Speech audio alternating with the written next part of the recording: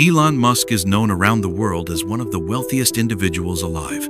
With billions tied up in Tesla, SpaceX, and other ventures, he has become a symbol of modern innovation, risk, and unprecedented financial success.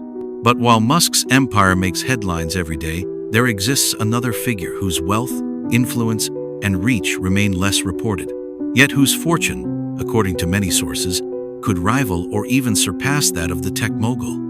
His name is Bishop David Oyedepo. Born in 1954 in Nigeria, Oyedepo grew up in a modest household. From an early age, he claimed a vision and unmistakable calling from God, instructing him to liberate humanity from spiritual oppression. This vision would become the seed of what is now considered one of the largest religious organizations on the planet. In 1981, he founded Living Faith Church, also widely known as Winners Chapel. What started as a small congregation would, over the decades, expand into a global religious empire, reaching tens of thousands in Nigeria alone, with branches across Africa, Europe, America, and Asia.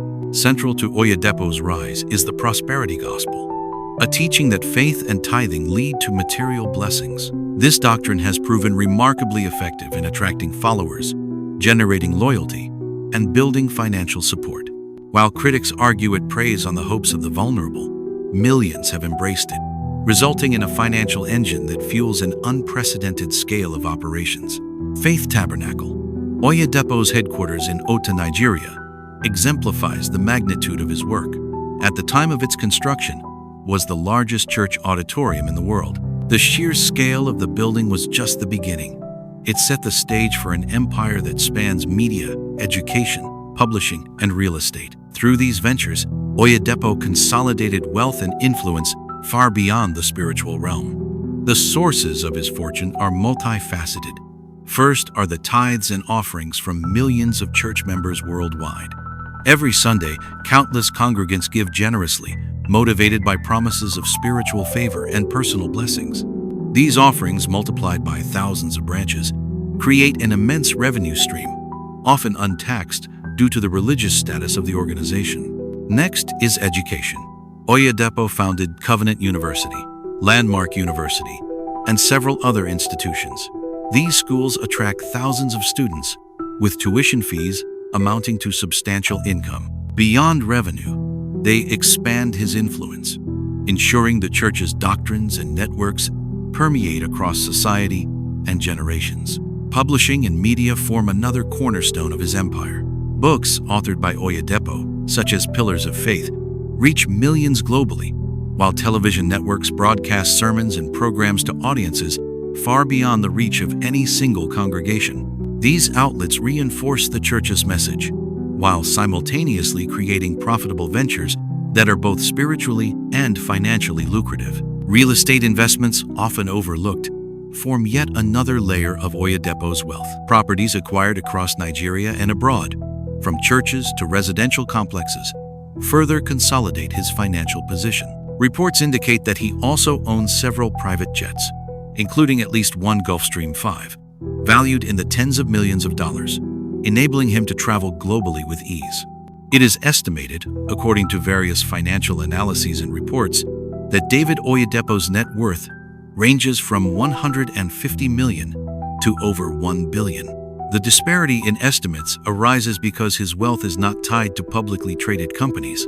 Unlike Musk, whose fortune is tracked and evaluated daily by stock markets, Oyedepo's assets are largely hidden behind the church's legal structure, which enjoys exemptions from tax and financial disclosure.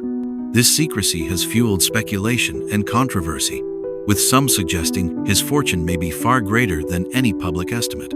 Critics argue that such wealth, amassed in a country where millions live in poverty, is ethically questionable. While Nigeria faces widespread economic hardship, with many struggling to meet basic needs, Oyedepo lives in luxury. Mansions, private jets, and multi-million-dollar investments stand in stark contrast to the environment of many of his followers.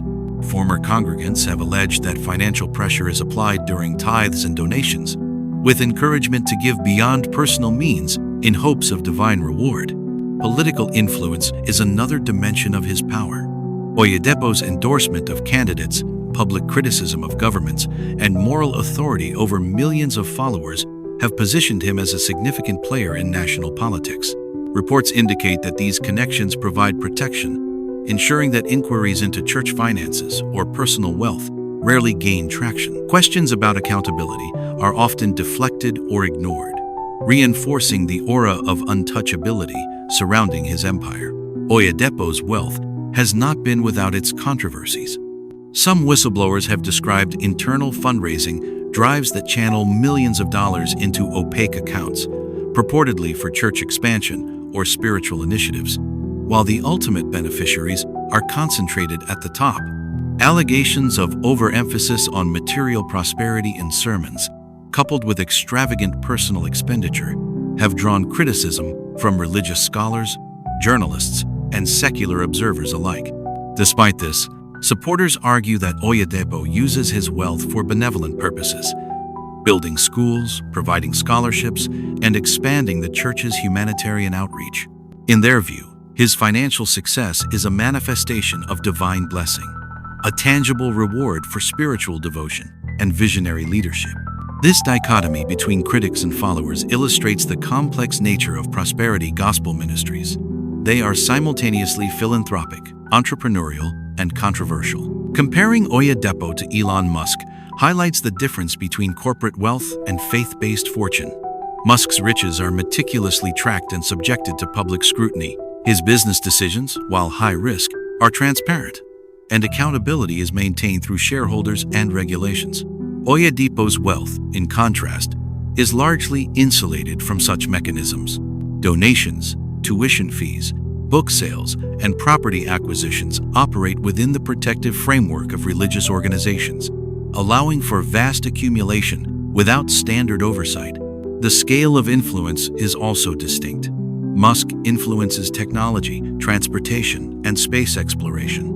Oyedepo influences belief, behavior, and societal norms. Where Musk builds rockets to conquer the physical universe, Oyedepo builds networks of faith to conquer hearts and minds. His empire spans continents, shaping the daily lives of millions of people who are guided by his teachings, inspired by his sermons, and motivated to contribute financially to the church's initiatives. This intersection of religion, wealth, and power has made Oyedepo a subject of intense debate. Advocates celebrate him as a visionary who has transformed faith into a global enterprise, creating institutions and opportunities along the way. Critics condemn the ethical implications of his financial practices, questioning whether spiritual leadership should be intertwined so closely with personal enrichment. Ultimately, the story of David Oyedepo is not simply about net worth or luxury. It is about influence, authority, and the complex ways in which faith can intersect with material prosperity. Whether he is richer than Elon Musk is less important than the mechanisms that have enabled a pastor to amass power, wealth, and global recognition, all while maintaining spiritual legitimacy in the eyes of millions. It raises enduring questions. Should spiritual leaders wield such financial power? Can devotion and wealth coexist ethically? What does it mean for followers who invest their faith and their money into an institution where ultimate accountability is deferred to the divine? David Oyedepo's life and career embody the tension between spiritual mission and worldly success. His empire spans religion, education, media, and real estate. His wealth, whether fully known or obscured, is a symbol of the prosperity gospel's reach and its controversial effectiveness. In the end, he is both revered and scrutinized, a man whose story exemplifies the remarkable, complicated, and sometimes unsettling intersection of faith, influence, and fortune. In comparing him to Elon Musk, the contrast is striking. One reaches for the stars with technology, the other reaches for the hearts of billions with faith. Both have built empires, both command immense attention, and both embody the possibilities and challenges of extraordinary ambition. David Oyedepo's journey from a small-town preacher to one of the wealthiest and most influential pastors in the world is a narrative of vision, strategy, and controversy. His story prompts reflection on the ethics of wealth, the power of belief, and the ways in which influence can be wielded across society. It is a story of faith, fortune, and the shadows that lie between them, an enduring testament to the complexities of human ambition and spiritual authority.